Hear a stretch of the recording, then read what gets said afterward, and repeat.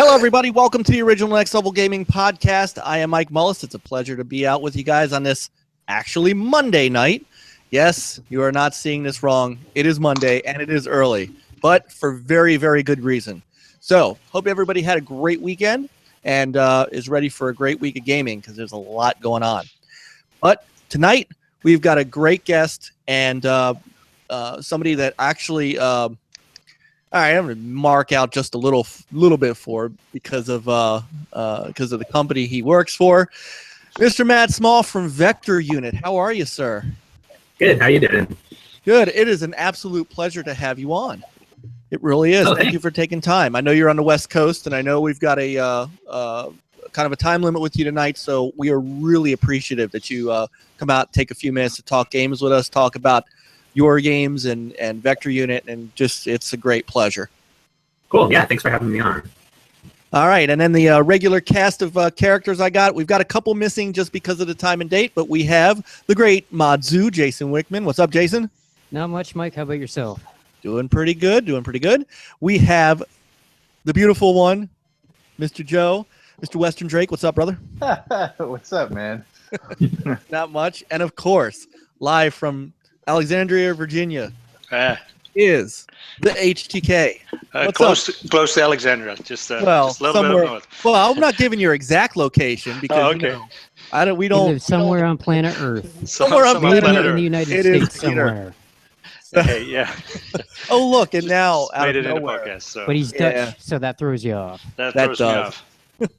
All right, so no video tonight because my PC decided to do a Windows update, and it's a good thing it hasn't crashed already. So we'll get that fixed for our regular Sunday podcast. But the reason we are all here is to talk to Matt. So Matt, for those who are kind of unfamiliar with Vector Unit in your background, give everybody kind of the skinny on where you guys are now, where you've been. All right, yeah. So we're a small company. We're located in California. There's 4 people permanently in the company, and then we add in, contractors and stuff sometimes when we have to staff up. But we've been around for about 7 years.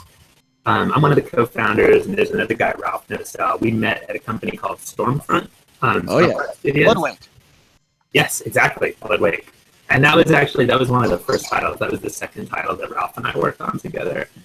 And then, we worked in the industry for a while when we decided to start Vector Unit back in 2007. Bloodwake was the thing that kind of came to mind. We were like, well, there's still not very many people doing water-based games, so let's dive into that for our first game, so to speak, and try to make a name for ourselves. And so that first game that we did ended up being HydroThunder Hurricane for the 360. A favorite of my son, I want to tell you. I love that game, actually. And so I didn't realize this either. I thought that you guys had that IP. I didn't realize Microsoft actually owns that IP, don't they? It's more complicated. It was Midway originally. Right. And then and Midway went out of business right when we were signing the deal with Microsoft, which was a total indie startup nightmare. We were just about to sign it, and then it was like, oh, Midway just went bankrupt. Now what's going to happen? And then Warner Brothers, I think, got the license from them. So Microsoft licensed it from Warner Brothers. But yeah, Microsoft was the publisher on that game. Gotcha. And so it wasn't really HydroThunder at first. You guys were creating, it was called Barracuda, right? Was that the original? Yeah. That was the original design for which, incidentally, turns out to look a lot like Riptide GP. Yeah, there were a lot of things that were similar. The game originally started off as this game with like a boat racing game with swappable parts where you could swap out chassis and engines and stuff, and it was set in the future, and there was this whole solar power component to it. So if you drove into the sun, you could charge up your boost engines, and if you were in shadow, you would lose your boost. And anyway, so that was the game that we pitched Microsoft originally, and they were like, "This is cool, but what if you made it a HydroThunder game?" And we, at that point, we were we're huge HydroThunder fans to start with, and also we just really wanted to get a project signed, our first game, and make a name for ourselves. And so doing it as a HydroThunder license seemed like a great idea. Awesome. And well, I mean, it turned out to be a really good title that I had retired Next Level Gaming, the website, before kind of the advent of the XBLA stuff. So I got to play it more as a fan than I did as a game reviewer. And I'm as somebody in his 40s, I'm very familiar with the HydroThunder line, HydroThunder, Arctic Thunder, those games. So when that game came out, it was like I was like just enamored with it. And when it came to backward compatibility, which thank you, that it just reignited, and I got my son to play it. And so the online play even works really well. Even today, there's still people playing it online. It's a great title. Thanks. Yeah, we were really excited that it was one of the ones that they were going to include for backward compatibility. Because, I mean, there's still a decent number of people that play it online. You can still find multiplayer games on Yes, you can. And now it's even easier. And it actually runs, like, one of the things that we decided to do at the time, because we weren't able to hold 60 frames a second for the whole thing, but we were going faster than 30 frames a second, so we basically we didn't do frame locking, like we unlocked the desync. And now it's great that we did, because now that it's running on an Xbox One, it can basically hold a solid 60 frames a second. So the frame rate's actually a lot better when you play it on Xbox One. Yeah, I agree with that. Joe, have you re-downloaded it yet? No, I haven't re-downloaded it yet. Too many things that I've been busy with, but and you know why, but the game was definitely phenomenal. I actually did not know until I read. I was reading out about you guys that you guys actually created that. I got so excited because I remember that was like the prime of my gaming. Like I loved going on the arcades and like seeing the summer titles. And then I saw that you guys made that, and I was like, wow, that game, I remember that. That came out around the time that Monday Night Combat came out. And yeah, I loved both of those games. It was like the year that we were in Summer of Arcade. It was like Monday Night Combat and Limbo. Right. I don't remember what else. Those are the two that I really remember. You guys did a phenomenal job on that game. Thanks. Yeah, that was really fun to work with. It was a really fun, like I said, we're huge HydroThunder fans. And like our whole goal with that game was to keep it as faithful as we could to the original. The one thing that we wanted to do was to add like more realistic, like water physics. But try to make it more realistic, but at the same time keep the speed and the basic like boost mechanic and shortcuts and all that kind of stuff from the original. So, and that's what makes those games is that because it's not just those; it's like the San Francisco Rush and that kind of stuff. And so that bled over into. I know it wasn't the next game in your list, but I see a lot of that in Beach Buggy Racing, which is something that kind of endeared me to that game. We've done a couple of videos on the channel for it. When split screen was introduced, my son and I did a split screen video. I'll link it into the description below. But talk about so we get HydroThunder Hurricane, and then we kind of move. You've done some mobile work too, and I think that gets overlooked because a lot of the stuff we play is on console. What drew you into the mobile market? So we, let's see. So after we did HydroThunder, we were basically casting around for our next, for our next game, and we were trying to do the whole coming up with game ideas and pitching them to publishers and trying to get funding, and it wasn't really working. And a guy that we know now, but we didn't know him at the time, from NVIDIA, called us up kind of out of the blue, and he was like, "Hey, I'm a big fan of HydroThunder. We're coming out with this new chipset for Android called Tegra, and we want you." At the time they were like, "It's going to be like console power on mobile," which was a little bit of an exaggeration, but it was still just a little bit. But it was a step ahead of what else was going on at the time, and so. And we didn't have we didn't have the HydroThunder license, so we were like, okay, what if we come up with this other game that's very similar to HydroThunder, but it's like its own game? And so that's where the original Riptide GP came from. We wanted to make it jet skis because we thought it would be fun to have characters, and we wanted to add the stunt mechanic just to differentiate kind of the boosting and stuff from HydroThunder. but we wanted to keep the same basic like water physics and all that kind of stuff. And so that was our first mobile game. And then pretty much the thing that's great about mobile is, especially back then, it was a little bit easier to get into self-publishing and all that. So we were able to just make a game, put it out there, and publish it. And so we did a series of games in kind of quick succession. We did Riptide, and then we did Shine Runner, and then we did the first Beach Buggy game, Beach Buggy Blitz, which is like an endless runner. And the succession of those games like basically allowed us to go totally independent and like not have to pitch games to publishers anymore. And that was huge for us. Like, so ever since then, we've basically just been making our own games. And then with the new consoles, like with PS4 and Xbox One, Microsoft and Sony kind of changed the way publishing works. And so we can actually publish our own games. We don't have to go through another publisher. Right. So that's when we started bringing those games back over to the consoles. How's that experience been? I mean, you know, we've had on a few developers, and they talk about ID at Xbox and stuff like that. Do you find that those make it easier for you guys to self-publish? Yeah, I mean, it makes it possible for us to self-publish. It's still a lot harder to self-publish on console than it is to do it on mobile. But in a way, that's kind of good for us because we had that experience working on console before, so it was something we were familiar with. And with mobile, I mean, I don't even remember the most, recent stat, but it's like something like, 1,000 new games get published on the iTunes App Store every day or something like that. I mean, there's just so much competition.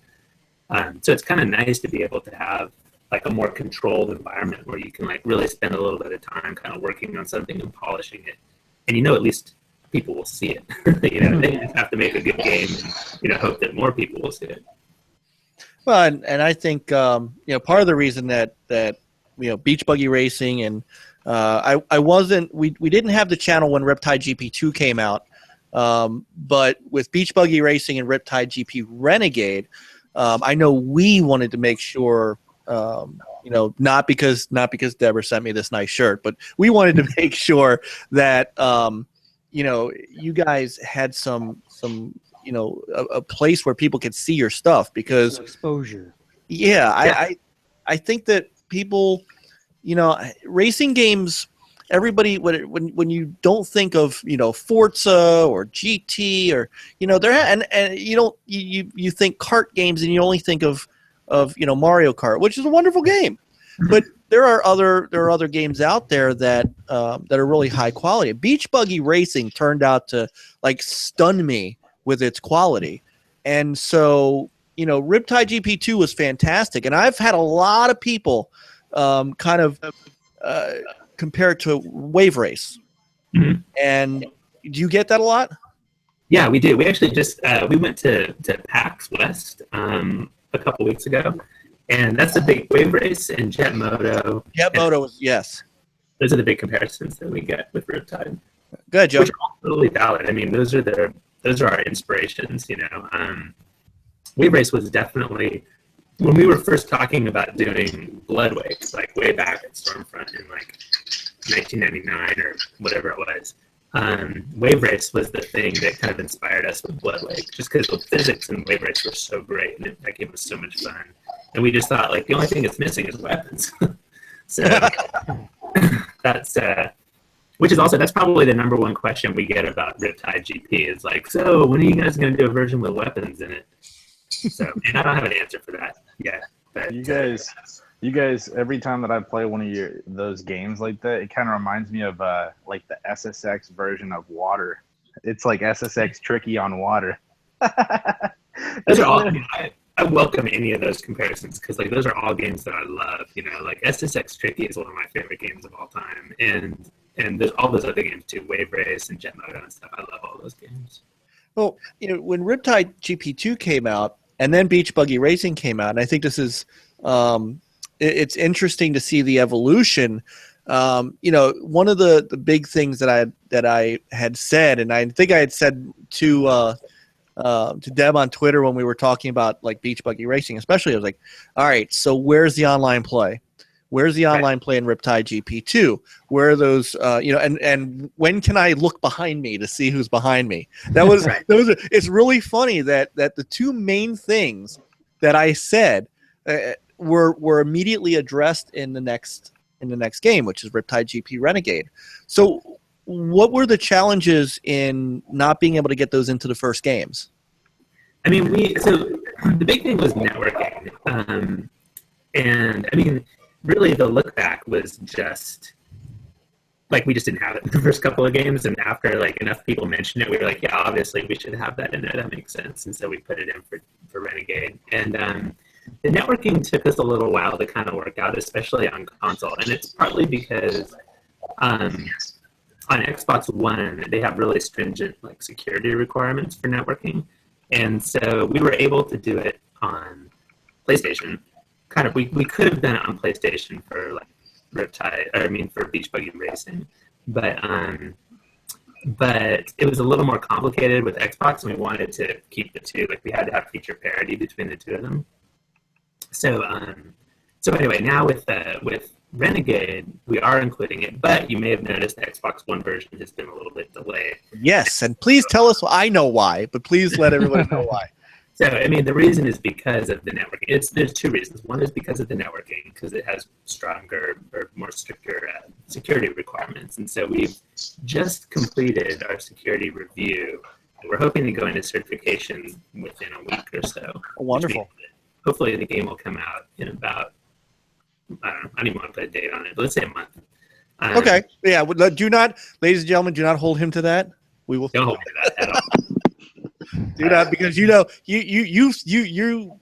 should be out there enough to know what happens when a game gets delayed. The internet goes crazy. So yeah, I know. We've already at this point. I don't think anyone believes our estimates about the Xbox version. Like we just, we've kind of stopped trying to provide real estimates. But the two things, so that's like sort of the downside is like the security requirements. It's harder. The good thing about the Xbox version is it's been delayed long enough at this point that we actually are in alignment with the rollout of the XPA program, which is like the Xbox Play Anywhere, which means that the Windows version, the Windows 10 version, and the Xbox version are going to come out at the same time. And they're both going to support Xbox Live, and you'll be able to play across platforms. You'll be able to play from Windows 10 to Xbox One, and you'll be able to track your progress. And it'll be single purchase too, so you can buy it on Xbox One, and you'll automatically get it on Windows 10 too. Nice. That's good to hear. Cool. So that's part of the because they're just starting to roll that stuff out. Yeah. Now I don't know if that was public knowledge at the time, but your wonderful PR lady, she has entrusted me with secrets.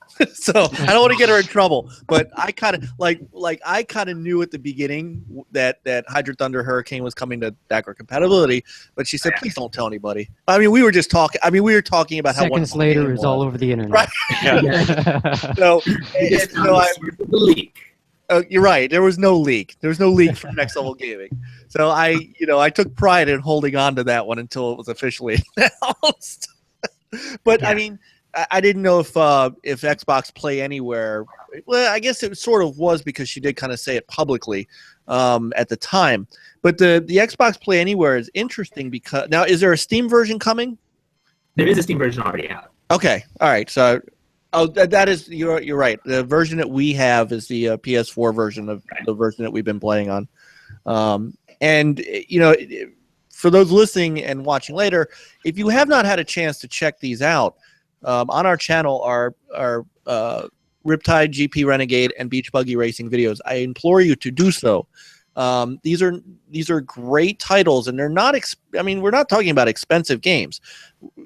What you get for the money is very good. And the Beach Buggy Racing, I think the thing that was most impressive was, now I don't have 6 people to do 6-player split screen, but the 2-player split screen was equally as fast and fluid as the single player, and that's not easy to do. Yeah, I mean that's so one good thing about so we use our own engine, right? Our own game engine, and it started off as like an Xbox 360 and PC engine, and then we ported it over to mobile. Now we brought it back over to console again. And the one good thing about that process of going over to mobile, I mean, among other things, but one good thing about it is we've totally optimized like the graphics. So we have like a whole, the game scales from everywhere, from like super high end, PS4, all the way down to like really old iPhones and stuff. And so when we go into split screen, we can just kind of like, on a PlayStation 4, I don't know exactly what the equivalent is, but if you divide the screen into 4 screens, each one of those, like a quarter of a PlayStation 4 is like a, I don't know, iPhone 5 or something like that. So you can basically have iPhone 5 graphics, like, 4 of them going at the same time and run at 60 frames a second.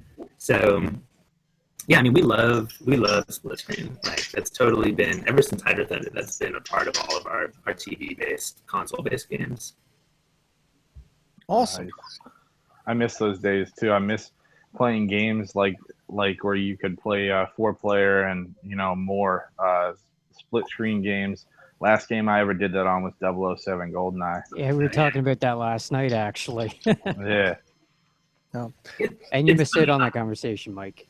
I know. Well, I had wife time I had to do. Yeah. What happened? We don't Happy believe wife, you. happy life, right? That is, thank you, HT. Oh, man. I had my anniversary dinner tonight, so even though it's next week, but still, she's working, so we thought we'd do it tonight. Oh, There you go. Here you are.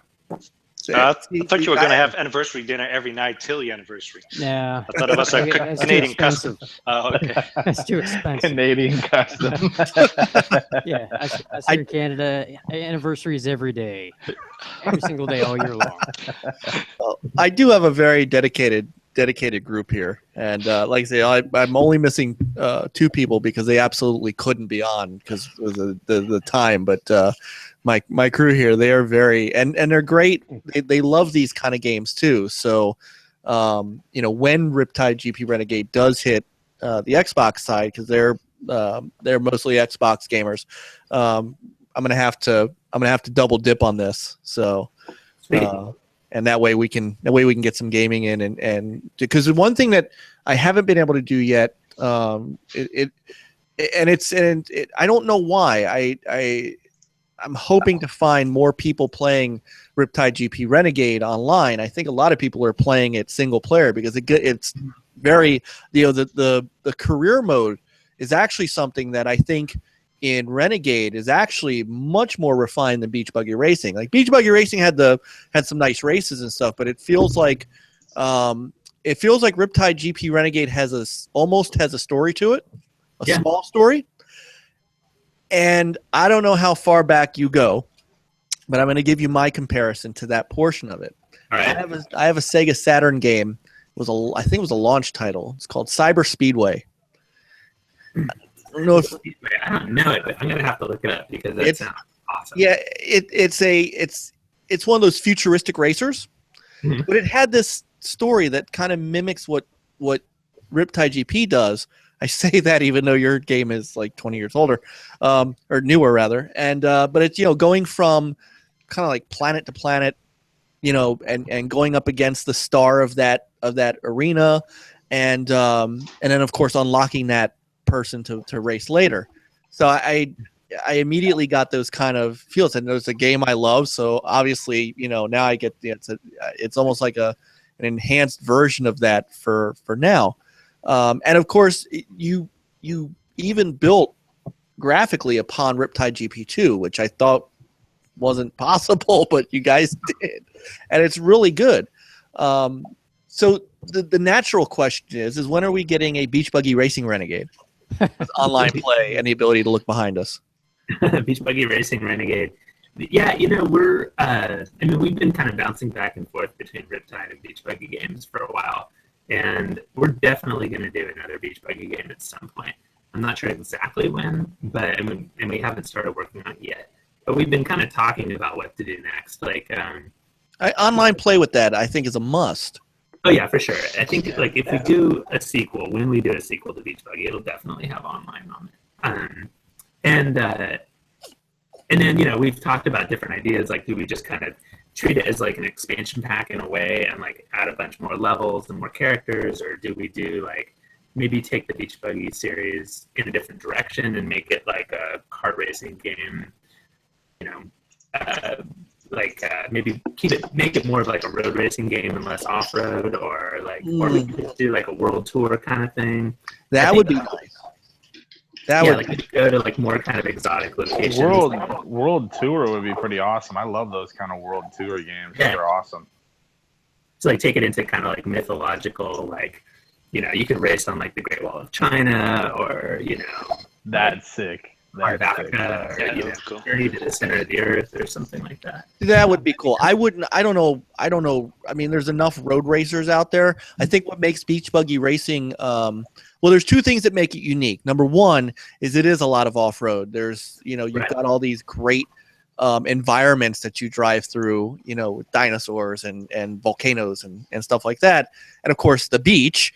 Right. But the other thing too is the shortcuts. Which let me tell you are hard to find sometimes. They are not the easiest shortcuts. You know, HydroThunder Hurricane, you could kind of guess where they are. Yeah. You almost need a guide for these. Yes. So those are things that make that series unique. I kind of like I'm with Joe. I like the World Tour idea, where you just have these crazy places that no one would ever think to race on, and you do that. Because you know what I liked? I used to like those games when I was a kid, cruising USA and all that kind of stuff. And I've always loved those World Tour games that they had, where you can go cruising Exotica, cruising, you know, like all these different ones. Like I love those kind of games where you can go to different countries and stuff like that, because it's commonly seen that you're usually either in the U.S., you know, England, or, you know, other places that are not uncommon, or that are not common. You should go to. Definitely, that'd be awesome. I would be so into that. Yeah. Okay. Well, good. It's decided. You heard it here first. Get it out. Can we get our name in the credits? Yes. So you were at PAX. I've always wanted to know this. I'm an old E3 guy. You know, so trade shows were what we did when we had a website and stuff like that. What is PAX like? How is PAX different than what E3 would be? Did you go to E3 this year? I didn't go this year. This is actually the first year in a long time that I didn't go to E3. I've gone like every year for, I don't know, the last 15 years or something. But I missed that one weird year when they didn't really do it, and it was all in hotels or Right, something. they were in hotels. Yeah. That was the year I retired from journalism. They picked a good time, I think. Yeah. No, PAX is awesome. The thing that's cool about PAX is like, so GDC is like a super developer focused like conference, right? And then E3 is all like retail. It's all about like people trying to like get copies of their game into GameStop or whatever. But PAX is just a conference. It's like Comic-Con kind of, like it's for gamers. Like it's basically just about like fans and people who love to play games. And all the people that you talk to when you have a booth at PAX are like just gamers, like people who like playing games. And we hardly spent any time at all talking to, nothing personal, but like we hardly spent any time talking to press or anybody else. It was just people who like playing the games. And that's one of the things about it that's really fun. Like it's definitely worth, like if you can go to the Boston one or something, it's definitely worth doing. I'm pumped to go to the West Coast one once I move over there. Yeah. And there's one in Texas, actually, that is pretty new. That's supposed to be, like, a lot of people were talking about it at the show. Like, I guess it's a little bit more, like, indie-focused. They have, like, some pretty big... The West Coast one's pretty big, but I think the Boston one is even bigger now. Yeah, that's getting big. And if you guys are, that way, I know you're in San Francisco. Yeah, we're, like, north of San Francisco. Okay. If do you have plans to go out to PAX East?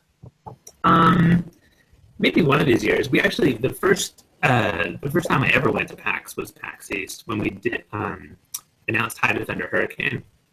How's it going? Real quick, this is my son Jacob. Jacob, this is Mr. Matt. He created HydroThunder Hurricane. How's it going? All right. He plays it a lot, don't you? Yeah. One of his more favorite games. So That's awesome. What's your favorite boat? I don't remember. It's been a while since I played it. Okay. well, there's Damn the Torpedoes, Yeah. Uh-huh. and now you put me on the spot too. Yeah, come on, name them all. So, but all Mike, right. you failed this challenge. Yes, I have failed.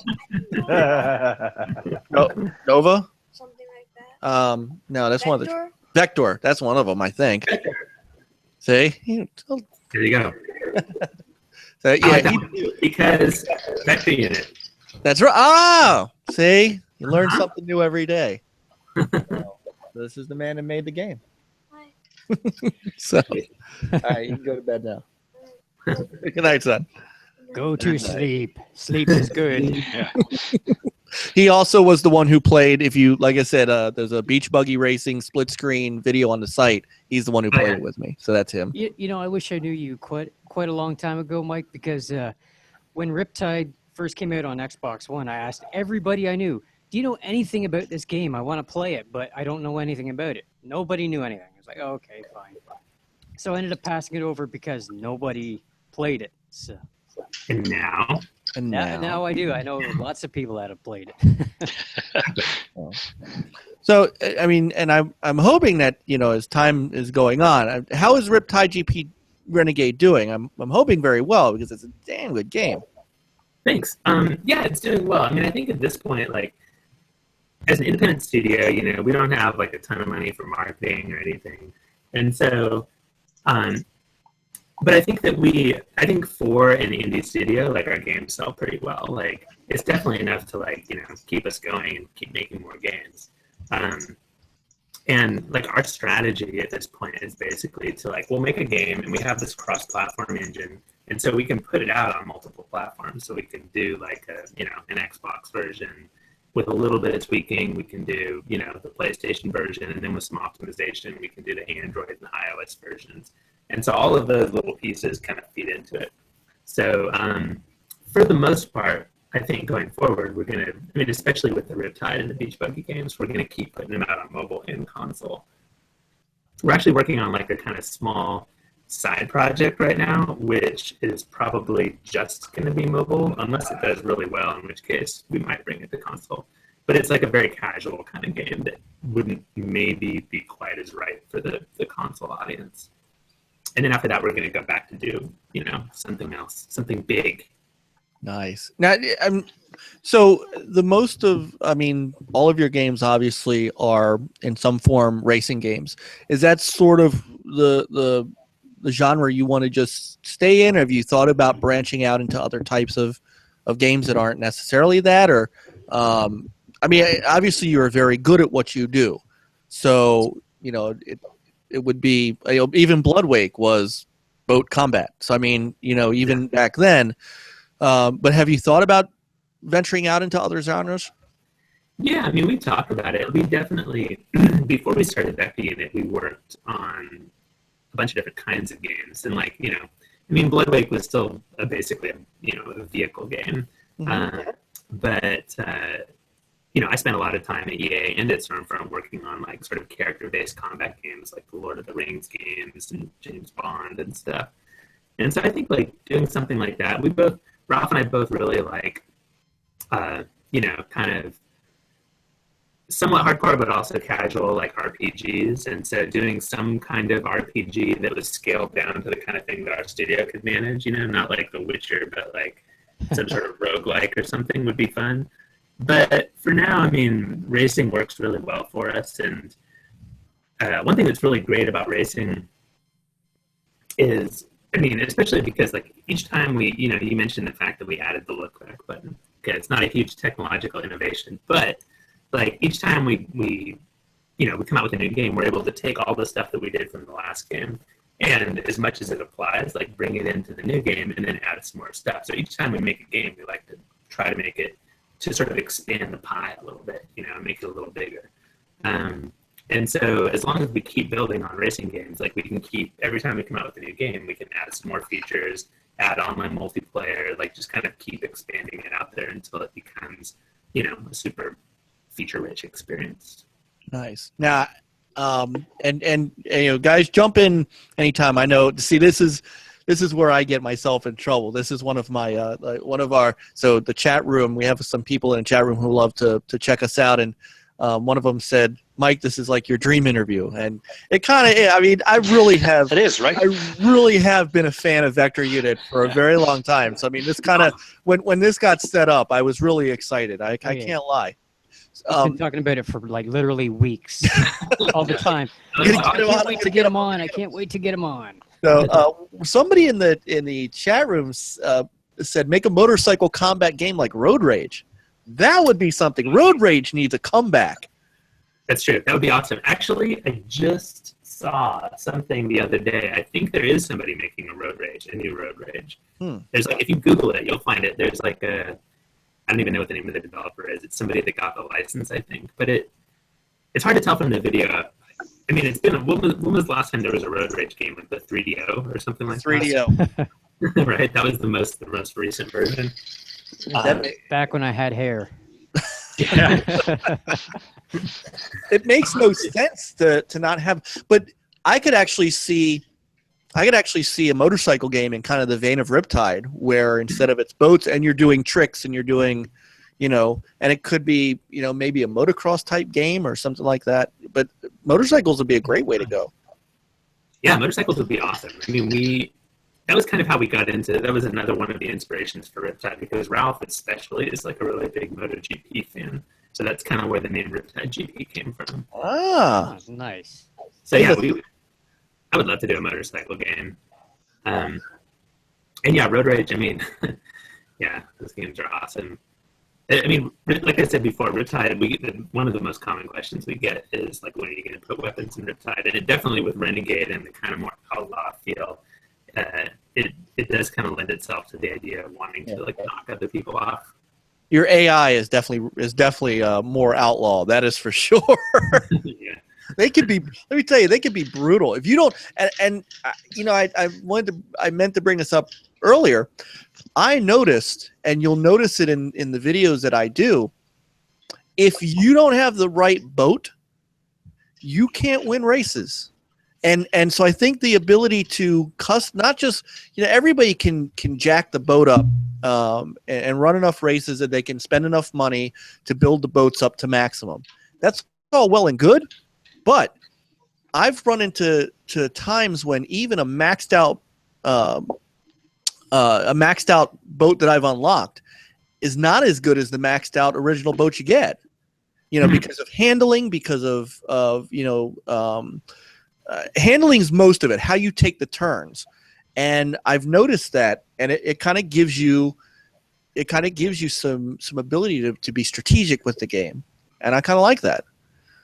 That's cool. Yeah, I mean, it's we tried to make it so that the different boats had enough personality that some of them would do better on some levels than others. It's definitely pretty hard. I mean, one of the I don't know what you guys, I'd be curious to know what you guys think about it. Like, it's harder than the last game, than Riptide GP2 was. Yes. And we actually have started putting in some stuff, like on the Steam version, I think. We put in an update that allows people to change the difficulty level if they're just, like, totally stuck. And that update will come out on the PlayStation the next time we do an update, which will probably be, I don't know, sometime in the next month or so. It doesn't change the game at all if you've already been playing it, but if you are totally just, like, stuck on, like, how hard it is, you can make it a little bit easier if you want to. Very good.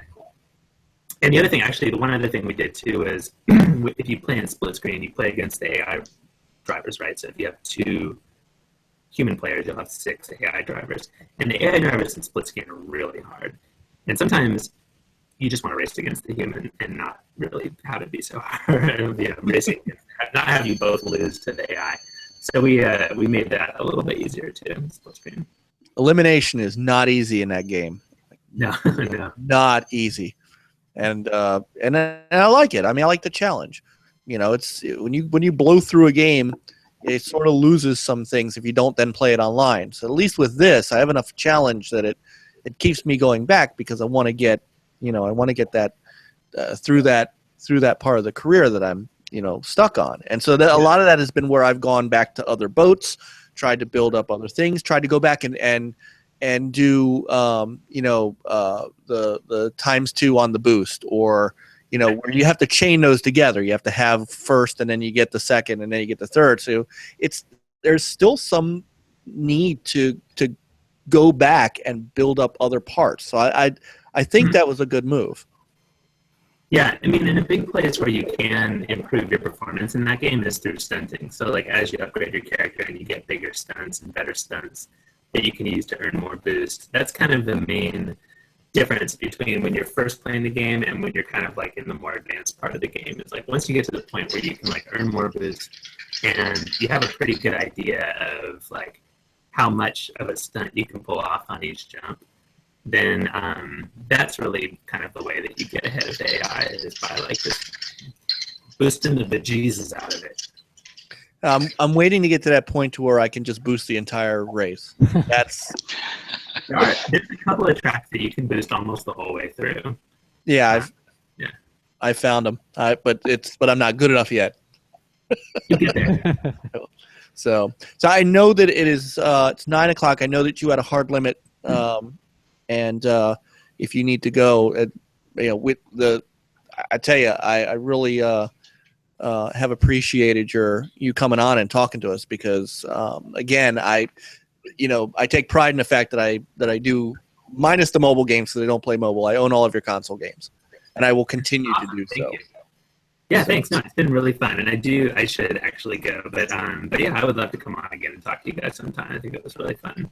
Well, and perhaps when we have some time, I'd love to set up maybe some racing with you guys. Yeah, that would be cool. Maybe when the Xbox version comes out, we can do some kind of some kind of stream or something. That sounds cool. cool. Sounds good. I'll be in. So. Cool. All right. Well, once again, thank you so much, Matt, and you are welcome back anytime. If you want to come back and just talk games with us, it could be about anything. You are welcome at any time. And once again, I want to thank Deborah for this wonderful Beach Buggy Racing shirt. I do wear it in public, so people do ask me about the game and say, "Oh, what's that?" And I start telling them about Beach Buggy Racing, and then so Mike is a great salesman. Yeah, that's exactly our plan. Well, but I do genuinely. I mean, I do genuinely love your games. I mean, they are fantastic, and it was really exciting for me to talk to Deborah and get you on. So I really do appreciate it, and I know we all do. Thanks. Yes, thank you very much. Yeah, no, it's been really fun. Thank you. It has. Nice meeting you, man. So, all right, nice meeting you. All right, Matt. Thank you so much. All right, cheers. Cheers. Well, that was Matt Small from Vector Unit, guys.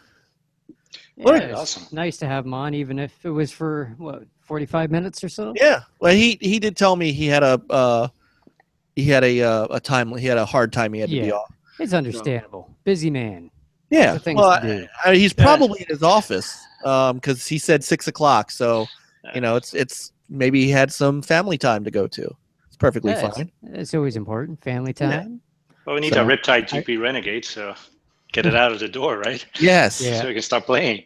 Yes. So it was interesting. It was interesting to hear that the original reason that they had given that were delaying the Xbox version was for Xbox Play Anywhere. So I knew about that, but I didn't know that they were still working on the network stuff. And so that's kind of interesting insight. Yeah. The difference in the two consoles networking. We I think I've heard it somewhere before. Yeah, but it's always interesting to hear it right from the developer. Oh yeah, for sure. So, and by the way, I want to say thank you to Anchorman, who gave us a shout out over on the Multiverse podcast. They our little Twitter war from last night turned out to be fun. Yeah, that was pretty fun. That was really fun. Those are good guys, and we normally he knows we normally don't come on Mondays, so it was it was around Matt's kind of schedule. Yeah, and so we'll be back to our regular Sunday time. This Sunday at 9 o'clock. No, so make sure after you're done here, after you've listened to us, head over to Tick the Inner Circle and check out the Multiverse podcast. Those guys are great. And Anchorman's such a cool guy. Yeah, And, I was sitting there debating whether to be their first dislike of the night because I was over there for about 5 minutes before we started. Like, am I going to hit the dislike button or no? Should I? Shouldn't I? Oh man, I just He left was, it alone. he was Yeah. asking me that too. He's like, "What should I do?" I'm like, "I have no idea, man. You do what you got to do." So he's saying in the chat room, he says Mondays are Multiverse turf, broski. Better not see you on this side of town again. Yeah, we've been on a couple Monday nights now, mainly because one, Matt, and two, what was it? Mike decided, I'm going to go to Great Wolf Lodge. And, Right, right. But to be fair, we went on after the Multiverse on that night, Yeah. so he can shove it. Yeah. Seriously, they're good people, and hopefully you guys will go check them out too. And they're actually, I think Tick is on our favorite. Yeah, it's on there. I've seen it. So make sure you check them out. And it really was all in good fun. And he knows we love him. Oh yeah. All right, so we can make this a short night. This could be the shortest podcast ever, unless there's anything you gentlemen want to talk about. Yeah, Mike, what have you been playing this week? What have I been playing this week? Well, to prepare for this this interview, I went back and played some HydroThunder Hurricane. Nice. And you forgot all the boats. Yeah, forgot all the boats. So I was hoping Jacob You would be a failed. little more excited than, hey, because he really does. He loves the game. I mean, he played the crap out of it. So Probably nervous. No, he's not a social kid. He's very shy. So That's all right. But I thought it was cool. It was cool to introduce him to Matt because he really does like that game. So, and he really did play beach buggy racing with me. So, It's like, how often are they going to get that chance to say hi to somebody that has made one of their favorite games? You know, right. it doesn't come by every day. That's for sure. No, it doesn't come by for us every day. I mean, this was, No. I think we all truly appreciate when these developers take time out of their schedule to come in and hang out with us. I mean, Yeah, for sure. Yeah, absolutely. Hopefully he felt welcome. He seemed like he was at home. My goal. I'm glad that we're getting all these developers on here. One of the people, and I'm glad that you got to meet someone who like made some of the your favorite games. I know I loved HydroThunder. My goal, man, is to get Rod Ferguson on here one of these days. Tweet 'em. I tell you what, that is your you know what, your mission should you choose to accept it. Get Rod on here. You get Rod on here. You get Rod on here, and you will be the host for the night. I'm just gonna let you know. To be able to tell him not to curse, you won't be able to do that. He's gonna curse. I'm pretty sure if Rod Ferguson curses on the show, We won't mind. I think I wouldn't Let mind. us know. So you get him on the show, and you will be the host for the night. That'll be man. it. Will be the Western Drake podcast. It will be the original Western Drake podcast. Yeah, talking about Rod, did you see the gameplay? I mean, what's it called? The video that got released today. Yeah, Dude, that was so good, man. Oh, Yeah, that was super hot. dude. was Did you see what one of the developers said? I have to go back into Twitter and see who it was, but he was like one of the underlying dudes who worked on the game, and he had said that the trailer would be dropping tomorrow, which is obviously last night that it had happened. But he goes, I got chills after watching the trailer on a game that I just worked on. It's like, this trailer is amazing. Chills. Yeah, But so Spooky good. stuff, man. Coltrane's back. I know. I kind of got the chills watching it myself. I'm excited for it. Coltrane, man. Excited. Coltrane. Excited as HTK when he's playing Recore. You should hear him. He doesn't even sound like HTK anymore. He's like, oh, this Right, is he talks a lot. I know he does. He talks so much more playing that game when he's playing with us. We Yeah, could be I know. playing Rainbow Six, and he could be quiet the whole time. He's playing. Yeah, but Record. that's I mean that's a Until different he kind of gets game. killed, and he's like, "Oh, I got killed" or something. That's his strategy. It's strategy. Exactly. So, Yeah. By the way, So Recore sounds like fun, according to HDK, and for what I've seen, anyways. Yeah, it's a cool game. It I is. really, with really him. digging it. It's got late one night because I was still playing. Yeah, I saw Had to pay that. the price the next day. I saw You that. know, you might want to speak a little clearer because that honestly sounded like something totally different. Yeah, I know what Jason, you're you saying. caught it too. You I caught caught it. it too, but it took me a second to realize exactly what he said. Oh. Yeah. You were up late. I'll have to rewind. See, look how excited he is just talking about Recore. So. Yeah. Yeah, Oh, I got you know. I got HGK tight last night. Isn't that right? I love You, messing. you do it every night.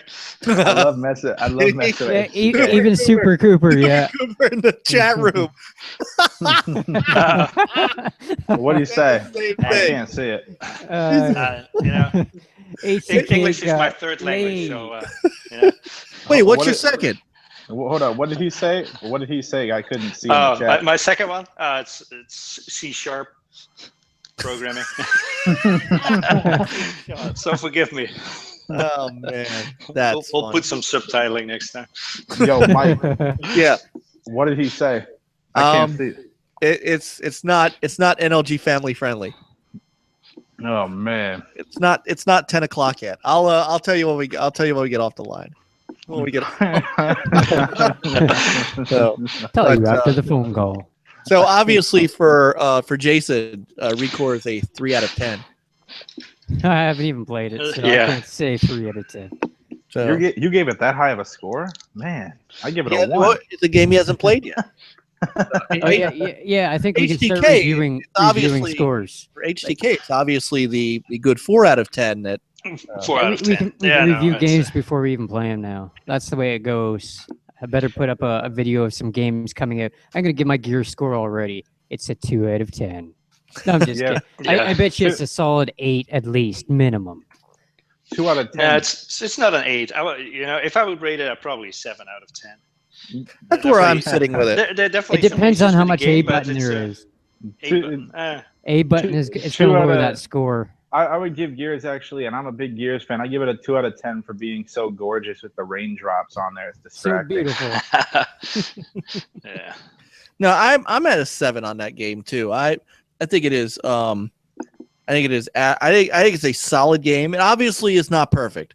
It obviously has some weird stuff to it. Yeah. It is not Mighty Number 9 bad, but I mean, it's look, it's a $40 game. I think it's perfectly. I think it's a perfectly good game. We put too much. If people notice, we don't review games much anymore. Like the last review we really did was Drake's Dungeon Punks game. I just let people know if I'm having fun with it or not. It's up to you to decide if it's good or not. Yeah. Exactly. And this comes from somebody who, I spent a decade reviewing games. I've reviewed games from the Dreamcast to the Xbox 360 and PS3 and Wii. I've been there. And now reviewing is so much different and so much more cynical. Cynical may be the right word. I just don't even want to review games anymore because the way I used to review games was fairly, it was fairly structured. Graphics, sound, gameplay, fun factor. Oh yeah. That's how I kind of look at it too. Now, review. I look at reviews now and I'm like, I can't Press a button too much, down goes the score. Right. It's a little bit hard, down goes the score. Right. Too much A button. I swear, too much A button. It's What? funny because Yeah. Rod Ferguson, I watched an interview, and Rod Ferguson was actually saying that people think that Gears of War is so simplistic. Like, it's actually not. The game is very complex to create, and it's a very You got to hit complex that B game. button every once in a while Like, and the right bumper. Exactly. Reload that weapon. The formula that they use for their cover like how you could bounce from cover to cover, and the smoothness of the controls, and the way that the guns work, and the hit markers and all that stuff. You have to take all that into account, and I'm not gonna lie, every time that you get a shotgun kill in that game, it feels pretty satisfying, or a headshot. So I mean, in all those games, and every Gears of War I've ever played, except for I have my problems with Ultimate Edition. When you shoot them, you have to shoot them twice because the freaking bullets don't connect in that one, unfortunately. Right. Simplicity in games isn't always a bad thing either. And you guys know one of the other games that I've been playing recently has been Jotun, the Valhalla edition, which I have streamed that a couple times, haven't you? Yeah. First off, it's a game that actually came out last year, and I missed it because, of course, the channel didn't exist at that time last year. But the game, they just re-released it for Xbox One, PlayStation 4, PC, and I'm playing the PS4 version. Yeah. And it is, first off, it's gorgeous. It is one of the prettiest games I've seen. It's one of the prettiest indie games I've ever seen. There's been nothing that I can think of that touches it in the indie scene, but it's one of the more beautiful looking games of this gen, to be quite honest with you, which is an accomplishment for a $20 game. But it's not that hard as far as the controls go. You've got a small attack, a light attack, a hard attack, a roll, and you can do there's a special magic button, and that's about it. There's no first person shooter. It's a third person isometric game like Baldur's Gate Dark Alliance, if anybody remembers that from the PlayStation 2 and Xbox days. And yet it's complex puzzling. It is not easy, and it's a lot of fun. And so these games, it's a game that gets overlooked because it's an indie game, but it shouldn't. And that's why it's another reason that I'm glad we were able to get Matt on tonight, is because, a little promotion for him, like free advertising. A little bit, because his games deserve to be played. Yeah, like Riptide GP Renegade. Xbox gamers are in for a phenomenal friggin' game when it comes out. Yeah, when Riptide first came out, was it Riptide GP2, I believe it was? This was a couple of years ago. When it came out, I asked everybody, you know anything about this game? It was like $5. It's like, because it was like I only had about $10 to spend. I didn't feel like wasting it, right? So I asked everybody I knew, know anything about this game? Nope. And, I don't really trust reviewers and stuff like that. Nobody streamed it. So I had to pass over the game just because of that fact. Oh, and, if there were more people playing it online, I'd be playing it a lot more. I mean, I'm playing it on the campaign mode here and there, but I'm, obviously with all the other games coming out, it does make it difficult to go back and forth between them. But I do make time. I make time for Riptide. I make time for Beach Buggy Racing. Sometimes and that's the other great part about these games that I kind of wish I had said to Matt while he was here, but it just kind of came to me. They're what we like to call pick up and play. I'm tired of playing Halo 5. I'm tired of playing Overwatch. I'm tired of playing. I just, let me just, let me grab something and play. Right. Let me grab something easy, that's not deep. Right. Yeah. That's how I feel about Rocket League and stuff. I call those filler titles until like the AAAs come out. I play those. I got a few as well, that I just put in and play every once in a while. It's like, I don't feel like playing all these big budget games. I just want to play something small and easy. It's something that's fun, Right. Something I could just pop in, play for 30, 40 minutes, enjoy. Yeah, and then, every minute is an enjoyment, Yeah. And that's why digital is so great, because you can just, jump in between. Actually, one I was having a bit of fun with lately was the game Valley. It's a little indie game, and you're just kind of running and jumping around, solving a few puzzles. It's not that hard, but, it's fun. What I like about Jotun is it's a lot of puzzles. Actually, my video didn't turn out the great Twitch stream of King Oddball. I was having a blast with that game, and my kids are you need having to a make blast another with video it of too. that so we can put it on YouTube. Oh yeah. So, which, by the way, we have it on Twitter. We can, if you want to put it in the chat room, Jason, Yes. there is still time to enter our King Oddball giveaway, which I think ends tomorrow.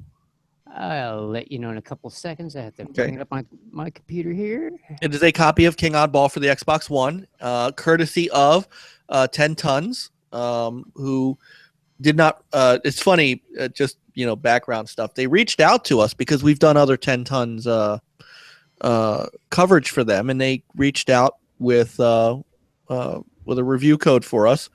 And you had already streamed the game. So I said, well, we've already here. It just so happens. I said, but could we, give the game to one of our fans so that they can get a chance to experience it? And they were like, yeah, absolutely. So please, he'll put the link in the chat, and of course on our Twitter at OG_NL Gaming. Make sure you sign into that so that you can win your copy of King Oddball for the Xbox One. So. But, another game that you can just pick up and jump into from what I saw, right? Yeah, it was easy, something you can, it kind of reminds you of Angry Birds in a sense, you're this rock dude and you're just throwing rocks at little tanks, helicopters, you can think of it as, the little pigs, in Angry Birds. It's a fun little title. I was having a blast with it. My son came down, was watching me play it, and he got all excited. He's like, I want to play it. It's like, well, just you're lucky. I got this digitally, so just go down the Xbox down in the basement and download it. No more. I think he's further than I am. Sorry, my internet is being so slow. Trying to bring this up so that way I can link it in chat. But I don't know, it's slow for some reason. Sorry, I just had to ban someone from the chat room. Oh, that's okay. I don't know if... All right, guys. We don't tolerate that stuff in the chat room. So...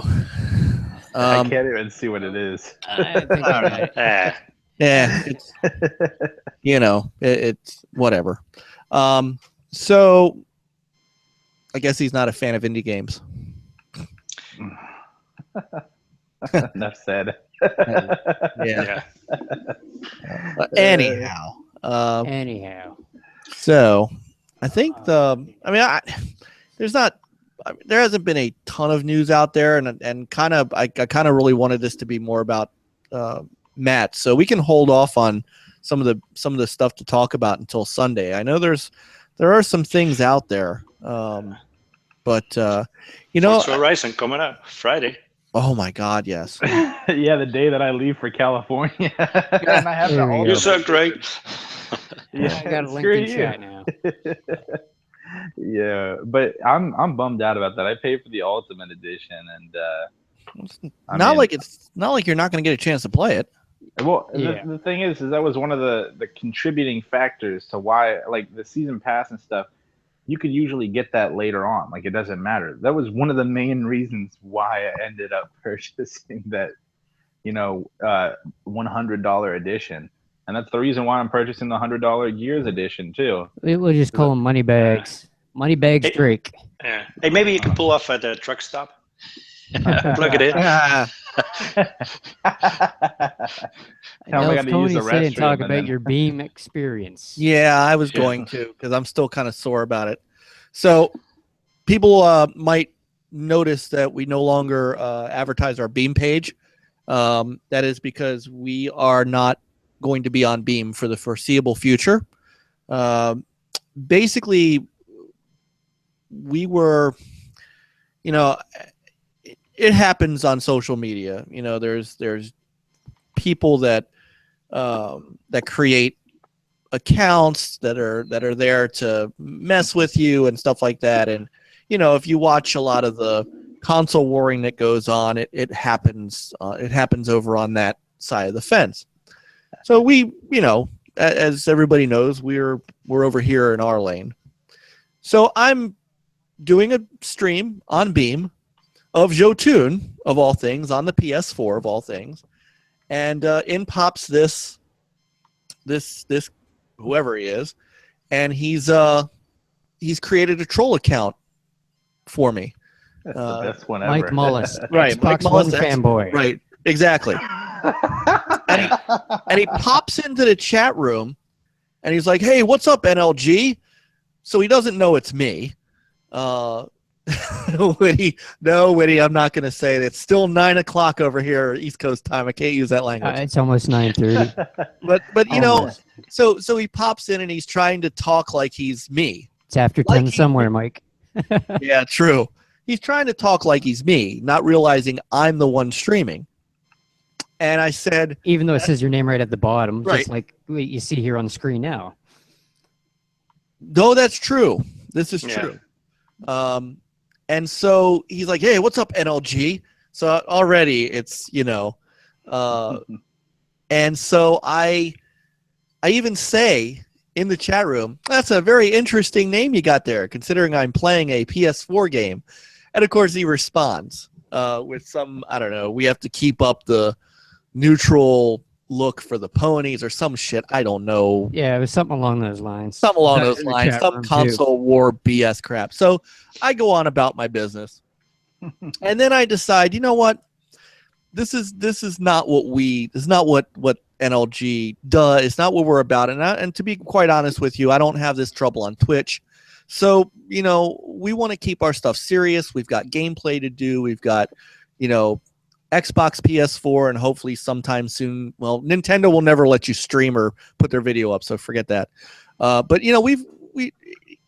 I'm not taking that. So I sent an email to Beam support, and I said, "Hey guys, look, there's a person. He's impersonating me. He's using my name. He's using fanboy, and he's trying to, he's obviously here for not less than, great reasons." So Get off my lawn! right, the response I get from Beam was that, and I kept the emails because I couldn't believe what I was reading. "Oh, this doesn't look like somebody trying to harass or impersonate you at all. He just looks like a fan of yours." And I said, "Are you kidding?" I said, the name is Mike Mullis, my name, Wasn't that after like the third XP1 email? fanboy. I Didn't said, they "How?" first try to say he was Mike Mullis or something? Well, he came, like I said, he came in saying, "Hey, NLG." I mean, we knew what he was doing. I think you and I both knew what he was doing. Oh yeah, because I knew you were streaming. Right. So it couldn't be me. But they honestly felt like, "Well, this guy's just a fan of yours." I'm thinking, do you not see the guy's name? Do you not see what he did when he came into the room? And they stuck to it, to the point to where I finally went on Twitter and said, "You know what? We're pulling off of Beam." And the head of Beam DM'd me and said, "Hey, I need some more information." So now in the meantime, the guy, whoever created that account, the account's gone, which I found interesting because they said they weren't going to remove the account, because obviously he's a secret admirer of mine. Of course, he's stalking you. He's I'm looking not through your kidding. window right now. Yeah. Look behind you, Mike. Right. So He's looking through the window. so I have the head of Beam honestly Put a telling Halloween me, mask in that window. That would be. you know what? I'm going to even bring it up. I want to bring it up because you have to see this to believe it. And I don't even. I have a hard time even. These are the same people that say they're going to protect your. They want to protect your their people, their viewer, their streamers. But I was like, how are you protecting me by that? So I send him this message, this long message. I'm not going to read the whole thing, but basically everything that I told their support guy. Giant wall of text crits you Giant for wall of 9,000. All right. So, and it wasn't even, they created the account and all that stuff. And And I even said, you know, he doesn't appear on Beam anymore either, so I don't know what's happened. So, you know, he said we provide tools like timeouts and bans and stuff. But he said, looking at our end, I'm not seeing anything pointing to doing anything in other channels to mislead users. Well, he was only in my channel. He created the account that day. And so I tried to explain to him, like I tried to explain to everybody else at Beam, that just calling me, like just saying, creating an account called Mike Mullis Fan would be something totally different. But everybody's forgetting the whole XB1 part. So instead of it looking like Mike Mullis Fan, like I'm a fan of Mike Mullis, it's trying to make it look like me, as though I am an Xbox One fanboy. And so at some point, he could go to other channels and start chatting with people, and then my name is getting out there like that. And I couldn't get them to understand that. Even Pookie from our Fine Fins jumped into my Twitter conversation with their community manager and said, do you guys understand that the guy put a console name in there and then fanboy, which is a derogatory term, and they didn't get it. And through this whole conversation, and everybody I talked to about it knows. Yeah, this was it. I mean, does that look like, I mean, really, does that look like somebody who was so enamored with Mike, with me, that he had to create an account to show how much he loves me? Hey, I do it. Well, I'm so creating, it was you. I'm creating the account right now as we speak. What if, that'd be funny if it was like one of us and you didn't even know. He knows it wasn't me because I was right in there watching the stream. Well, first off, I've got a life. I couldn't do that. You got a life. You ain't got no life. So the fact that somebody, you know, look, the fact that somebody was ignorant enough and immature enough to do that is one thing. That happens on this is the new world where you know, where that stuff happens. It's like in my day, as HDK and I know, pull out that cane. It's like the old calling. It's like the old calling. You got under that piano, don't you? Yeah, it's like the old having pizza delivered to your house thing. I get that. You know, that stuff happens. But for Beam not to do anything about it, and for Beam to actually tell me, oh, that guy just looks like a fan of yours, when nobody else in the world who I have shown this to has even thought that. Yeah, they're the only ones that seem to think that he's a fan. Right. That's it. Everybody else can see what, you know, it is he's trying to accomplish with that name. I would have told him. Well, didn't he? Didn't he come up with an example saying like Phil Spencer fanboy fan something? Right, Phil Spencer fan. Yeah.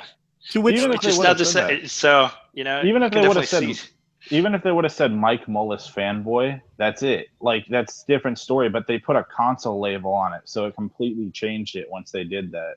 And that is the part that none of them seem to get. And there were 4 of them at Beam that I spoke to.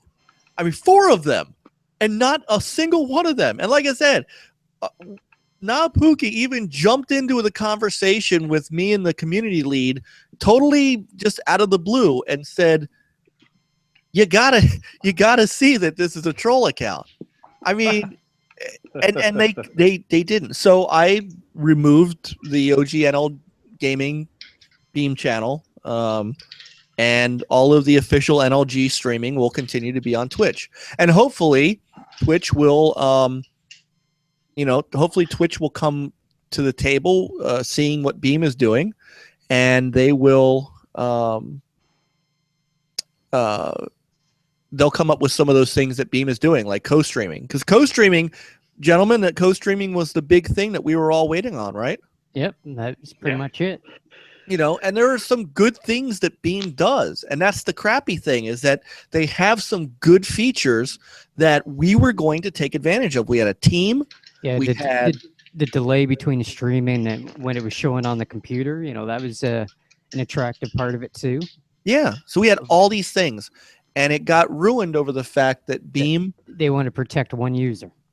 which wasn't even a real user. Instead of protecting the streamer who was out there telling everybody how great Beam is, they didn't want to protect me, and they didn't want to protect NL Gaming. They wanted to protect the guy who created a troll, and that account is gone. Like that account isn't even there anymore. Like I said, if they're willing to protect one troll account, who knows? They probably protect every other troll account and say, "Who cares about the streamer?" You know? Yeah, you ladies were obsessed with that. You guys were obsessed with that Beam. We were, because it honestly had some great potential to it. I mean, that's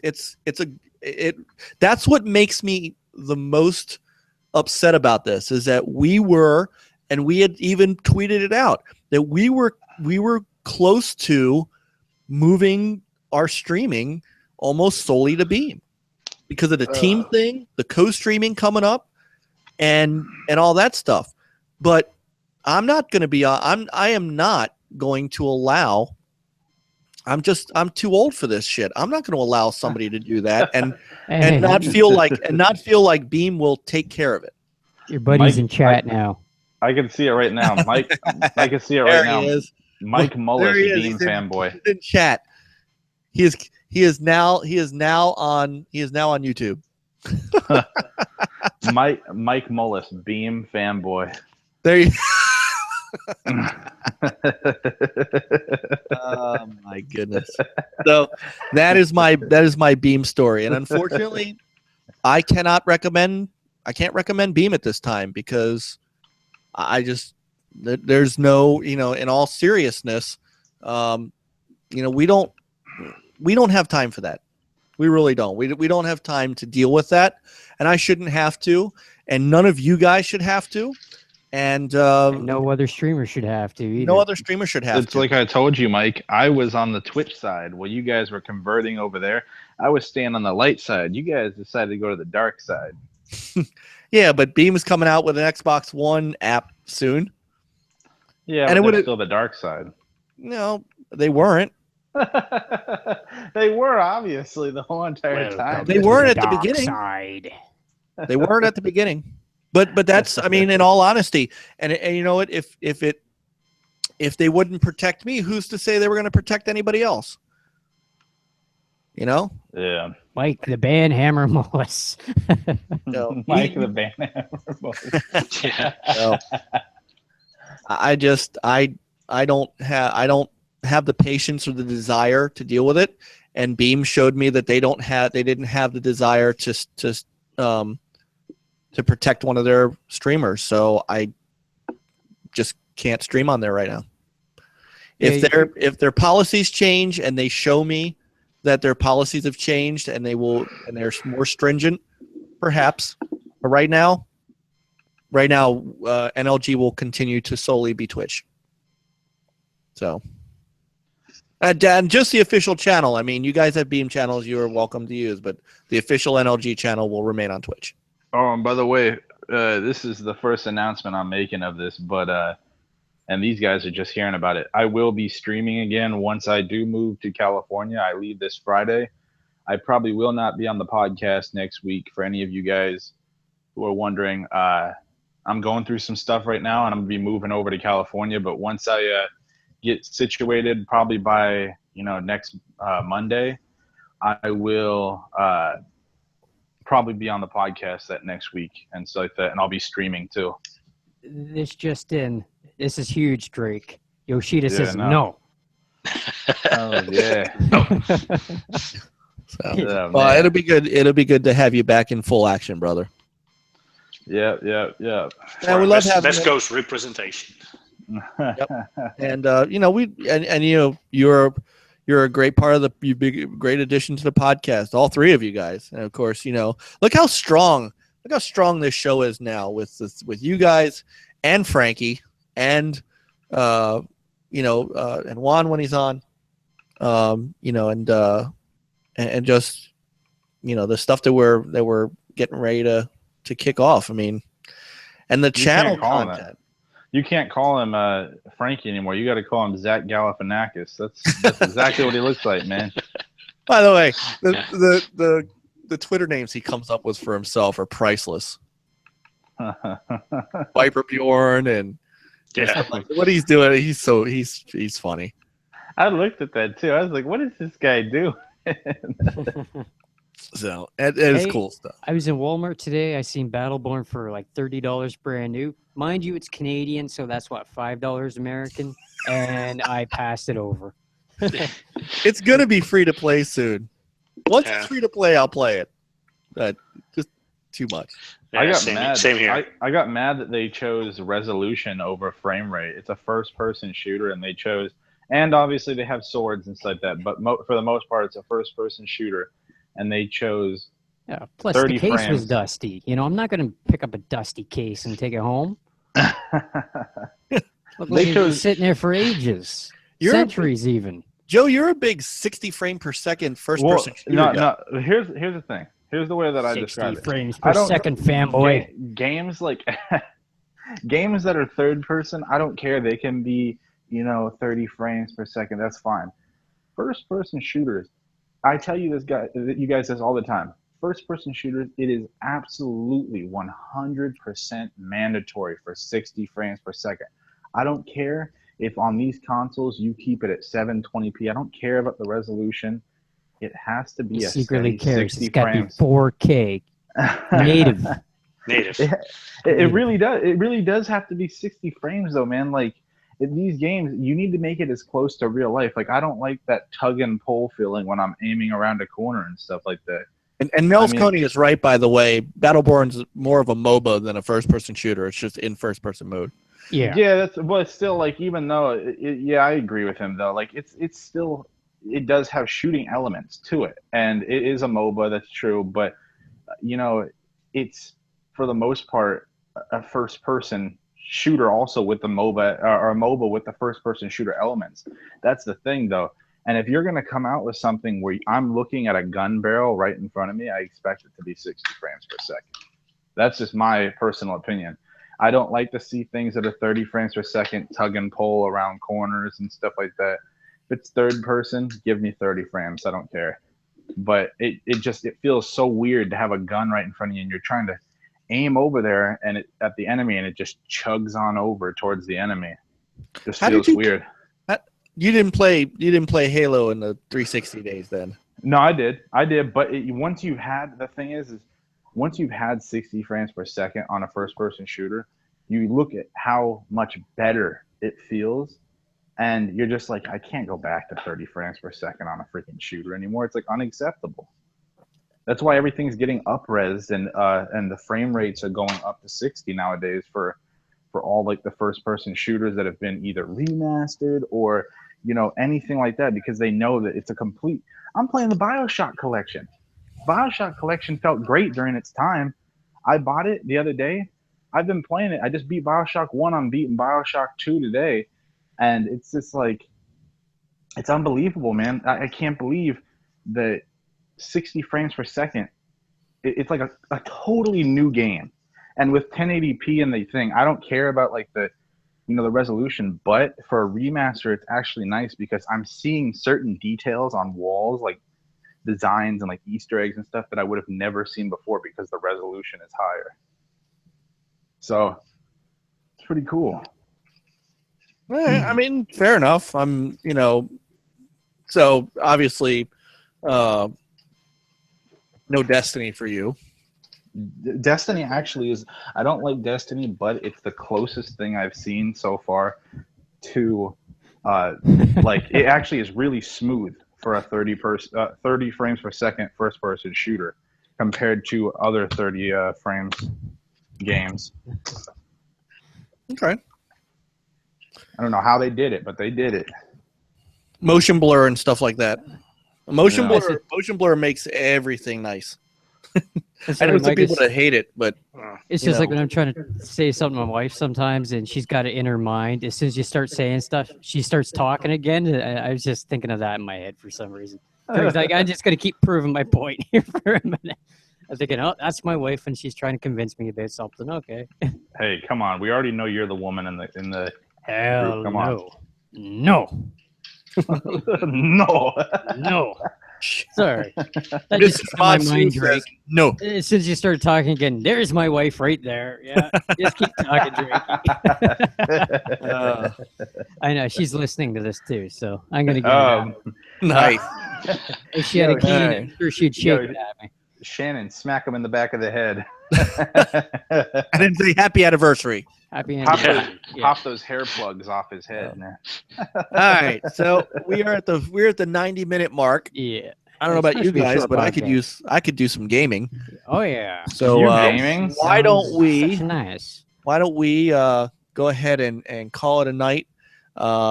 When we come back on Sunday, we got a lot to talk about. There's been a couple of things going on. There's a new game out from the makers of Where in the World is Carmen Sandiego. It is nice. Where in the world is Mike Mullis?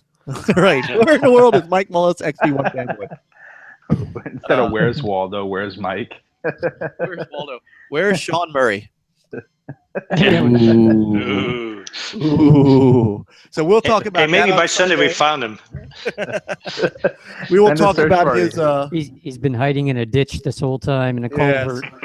We will discuss his Twitter sabbatical. on Looks like a Sunday. mountain man when he comes out. We will have some. Hopefully, all of us will have some impressions on Forza Horizon 3 on Sunday, and Nels Coney wants us to talk about remasters. And since we were talking about BioShock remaster, he says the remaster generation, blah. Yeah, and the remastered I generation. can't disagree. So we'll have that as a topic for Sunday's podcast. You So guys are gonna do that without me on there. That's gonna suck. That's the point. Oh man. did you actually ban our chat room guy? I didn't do anything to the chat room guy. Yeah, me neither. Okay, I didn't ban him. Nels Cody said it wasn't me. It's probably Enrique. Let's test it for fingerprints. That's Just right. it for It's fingerprints. it was one of our listeners. Dun dun dun. At least they listened. That's true. Thanks for Thanks for the view. I joked that the other day. Thanks for the view. Yeah, thanks for the view. So, all right. So let's. I hope you left a like. Or a gonna go- dislike. I'm gonna go with no on that one. Oh, I can't wait to see. I gotta see if we have our token dislike already, because we already had one troll in the chat room. Man, I'll be honest with you. I kind of like those dislikes. That means that you get to people and they can't handle it. They're whiny little girls and they can't handle None. what you're saying. We're at 8 likes and 0 dislikes. So I'm gonna have we'll to get our change that. we will get our token dislike. I'll put it there, so I'm gonna be first. Once Okay. this loads up for me, anyways. All right, so we're gonna call it here. Thanks everybody. Thank you guys in the chat room who hung out with us, even though this isn't our regular time. It was great having you. I'm sorry I did not get to dislike show all of a sudden. There they are. Nice. Yeah, it was. What Thanks was for the nice view. too is our last podcast seemed to be doing quite well too. The Yep. amount of views we had, which is nice. Thank you everybody that has watched it or watched it twice. Hey, if you watched it 3 times, thank you for that. Super Cooper says they probably disliked Drake's porn stash. We do it to get you. All right, you've got to get a new image for Google. That's why he's going to California. It does not. I got too many other things going on right now. You need Besides that, right, but you need to not have a thug life picture on.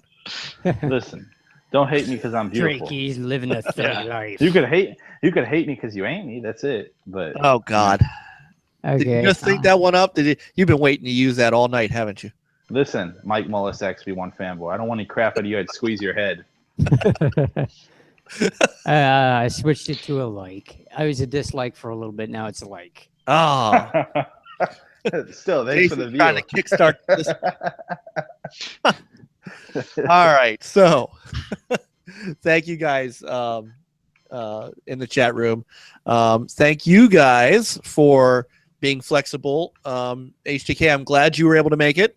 I know Yeah, you. glad That's nice. so glad to such be a here. nice- It's like and Jason and Joe, I'm glad that you guys were able to make the time change. Oh, absolutely. So this is a good group, and you guys are such great. It just I try not to miss anything.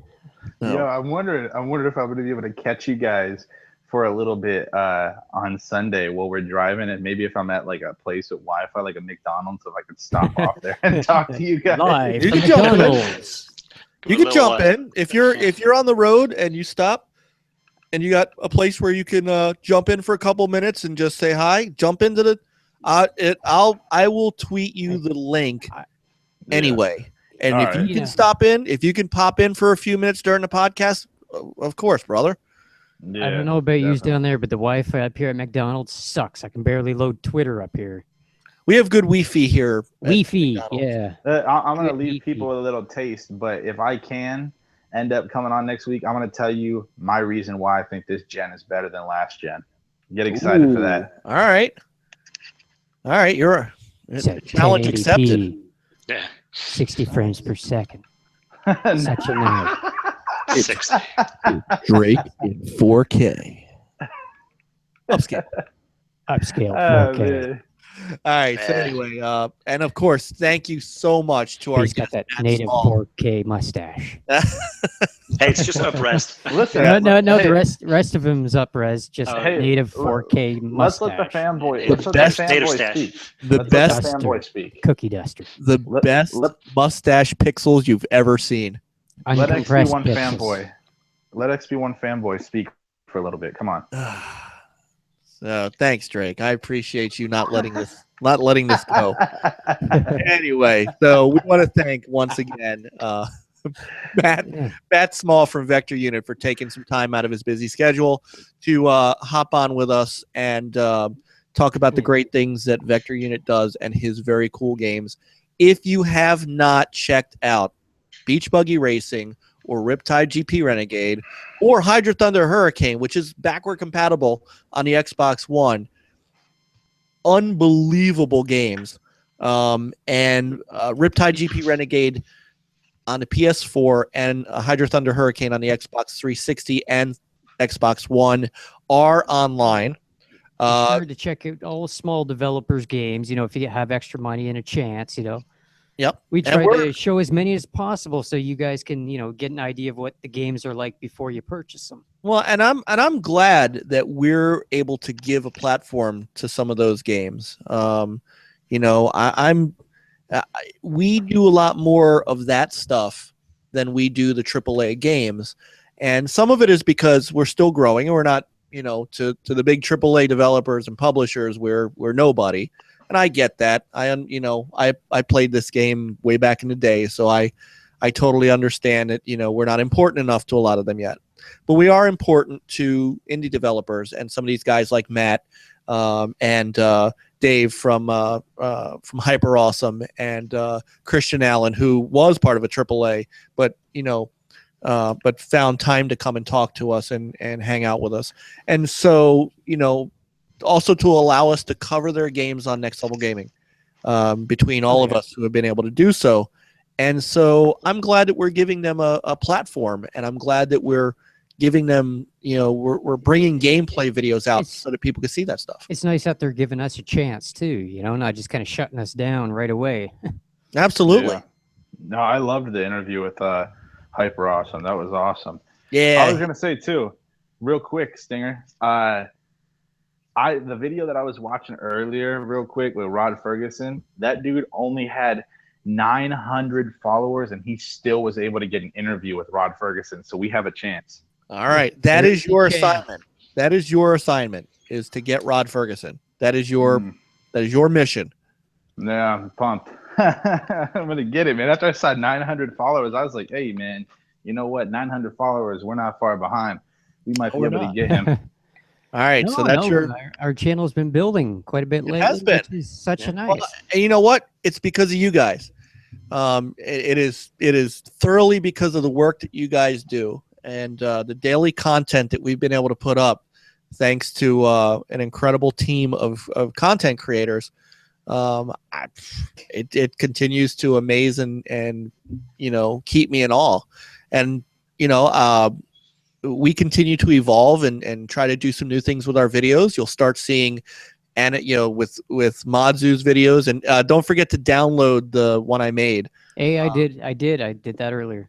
Yeah, now we're doing animated stuff at the beginning of our videos. I came up with the idea. Yes, you did. Give me credit for that because I ended up. That one was all you, man. That one was, and I looked at that and I'm like, you just kind of okay. expanded on the idea. That's all. Well, just to uniform it for you guys, so that we, because I wanted, yeah, and to have HTK with he's in the game intro, that kind of thing. I love doing that stuff. But you guys are becoming like the heart and soul of the channel, and I want to make sure that everybody sees that. The good work that you guys are doing. So if I could make you guys look professional, it's such a pleasure. So I'm honored to be surrounded by some just flipping phenomenal gamers. So oh yeah. So not just here, but in the chat room too. These guys, quite a few of those guys on Xbox that we game with, that we actually game with. Like these are not just people that hang out with us every podcast, but now we're gaming with them. And there you guys go. There's the new photo. There's the new photo for you guys. Wait. Bioshock collection. It's still showing the old Drake photo for me. Yeah, it's still showing I think you have to log out and log in type. You guys will see it next time, but it's Bioshock Bioshock collection. That's all right.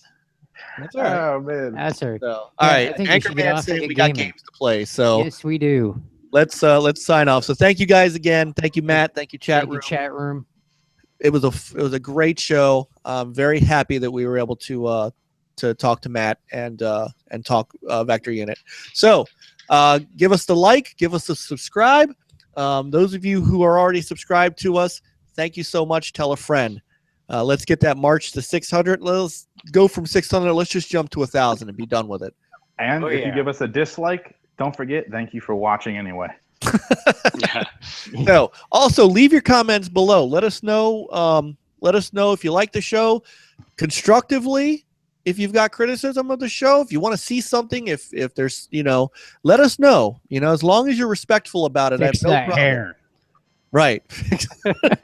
I don't like your hairdo. Fix it. I like your hair. Right. I want to see that Drake guy off the show. He's a dick. Drake, you better shave. And so leave HTK, smile. Come on, man. And you know what? Let us know if you have Vector Unit games, if you got HydroThunder Hurricane, or if you have Riptide GP Renegade and you want a game, I am available to do so. Leave your PSN ID and your Xbox Live gamer tag, and I'll add you up. And then when the Xbox version of Renegade comes out, which is as he had mentioned earlier, is going to be Xbox Play Anywhere. We would love to game with you guys. So leave your gamer tags in the comments below. All right. So catch us on Twitch, which is OG_NL Gaming, and on Twitter, which is OG_NL Gaming as well. And I've put the Twitter feeds for all of our various crew members down in the description. All right, guys. Let's go play some games, huh? Stay classy, San Diego. Game on. All right. Have a great week, everybody. We'll see you Sunday night back at our regular time, Sunday night at 9 p.m. Have a great week. Make it a gaming week. Have a great weekend. Play on, gamers. Stay classy, San Diego. But play on, gamers. Game on.